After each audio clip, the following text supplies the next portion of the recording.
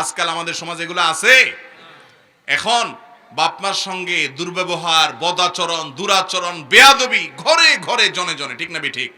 ভালো করে শুনে রাখেন ভাইরা, রিদার রব্বে ফি রিদাল ওয়ালিদাইন ওয়া সাখাতুর রব্বে ফি সাখাতিল ওয়ালিদাইন। মা বাপকে যদি খুশি রাখতে পারেন আদব লেহাজ করে, তাহলে মালিক খুশি হয়ে যাবেন। মা বাপ যদি নাখোশ থাকে, মালিককে খুশি করার কোনো পথ খোলা নাই।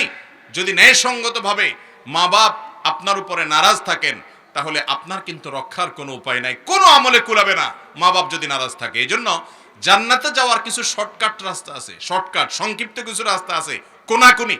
ইমান আমলটা যদি ঠিক থাকে, শিরিক বেদাত থেকে যদি বেঁচে থাকেন, মোটা মোটা ফরজ আমলগুলা করেন, হারাম থেকে বেছে বেছে বাঁচার চেষ্টা করেন, আপনি নেক আমল বেশি নফল আমল করতে পারেন না, শর্টকাটে জান্নাতে চলে যেতে চান, মা বাবাকে এমন সন্তুষ্ট করেন যে মা বাবার আপনার পরে কোনো অভিযোগ না থাকে। আমরা মানুষ, ভুল হয়ে যেতে পারে, কখনো জোরে কথা বলে ফেলেছি, কখনো রাগ করে ফেলেছি, কখনো বেয়াদবি হয়ে গেছে, আবার মাপ চাইতে দেরি করবেন না, সাথে সাথে মাপ চাইবেন।